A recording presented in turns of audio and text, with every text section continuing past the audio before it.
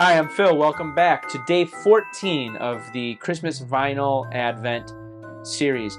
Today's album is an important album in the history of Christmas music. It's an album that today is considered one of the top albums for Christmas of all time by Rolling Stone magazine, as well as many fans such as yourself. But upon its original release, you'll see that it wasn't thought of as highly. Now, today's album comes from Phil Spector, and Phil Spector, famous record producer of the 1950s, 1960s, and he had been responsible for co-ownership of Philly's records, where they produced hit single after hit single. You think of the Crystals, and Bobby Sox, and the Ronettes, and Darlene Love.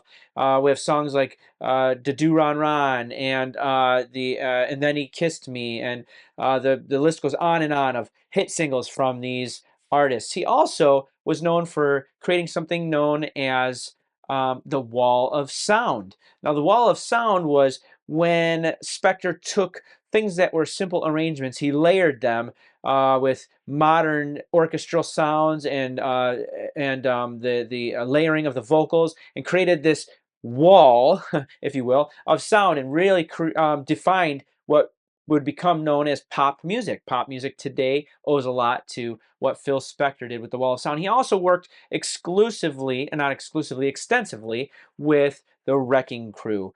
The Wrecking Crew was studio musicians that were all extremely talented in their own right, even more so than some of the musicians they actually wrote and recorded the songs for. We have artists that people thought were being songs that they thought were being played by artists, but were actually the Wrecking Crew. You have songs by the Beach Boys, songs by the Monkees, songs by Jan and Dean. The list goes on and on. In fact, there is an excellent documentary on the Wrecking Crew out there uh, from one of the sons of one of the members of the Wrecking Crew, and I highly recommend it. Features many interviews, and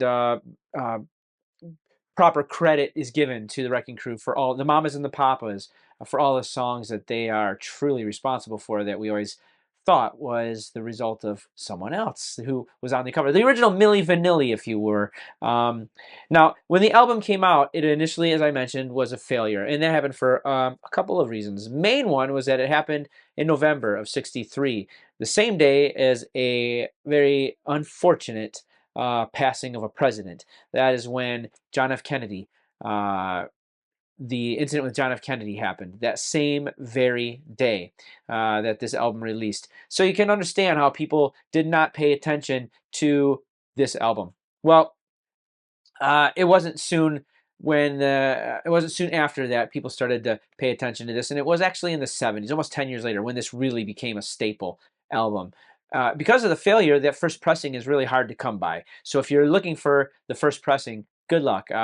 Last I saw, it's upwards of $300 or $400 for a copy of that first pressing, and even then, good luck finding it in a clean, uh, state. The track list is phenomenal on this because it contains songs that you've heard a gazillion times on the radio since. It's songs that are a regular staple for Christmas music. As I said, this is considered the greatest, if not one of the greatest, Christmas albums of all time. It didn't actually release for a album featuring artists that are known for their singles. The album itself didn't really produce many singles, which is kind of surprising if you think about it. It only contains one original track from what I recall, and most of those tracks are songs that were created in the 1940s, 1950s. And that's what makes Christmas music even more amazing. When you think about the songs that you hear here, the songs that you hear on the radio, and know that they were not popular songs 100 years ago, that most of them were created and recorded to vinyl in some fashion less than 100 years ago, and have been popularized by albums such as this or artists who did cover them. Or they were featured in movies originally. We think of the Bing Crosby songs that we mentioned in a prior video.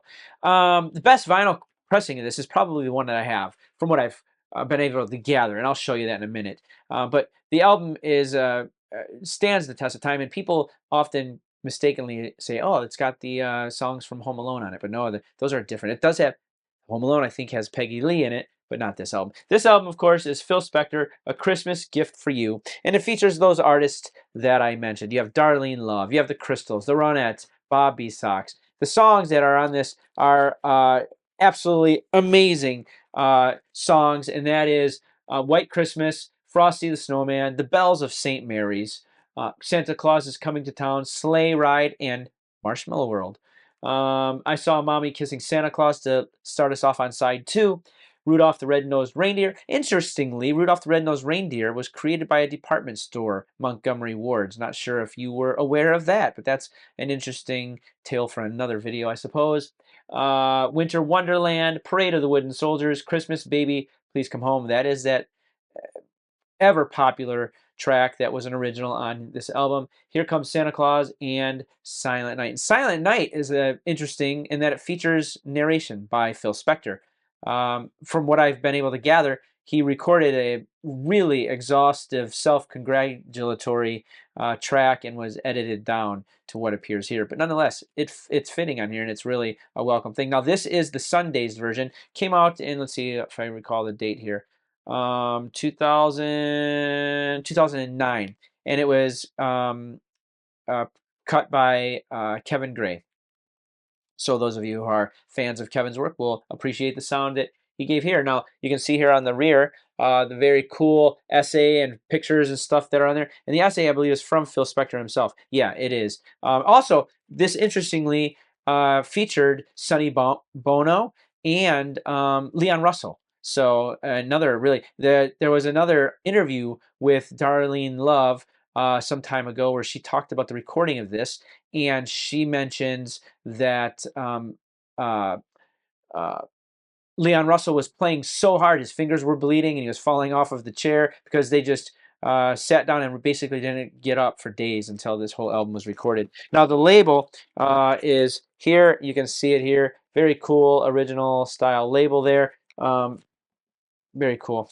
But yeah, highly recommend picking up this album if you've not heard it before, and if you don't have a copy of it. It's worth the price of admission, even if it's found stuffed in your oversized stocking.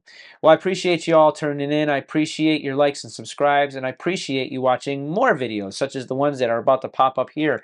It's such a joy to be able to share with you the records from my collection that I think you would find enjoyment in. Let me know in those comments if you agree, disagree, and what other albums I perhaps look over that you think I should include the next go around. And remember, as you listen to these and those in your own collection, there's magic in those grooves. I'll see you next time.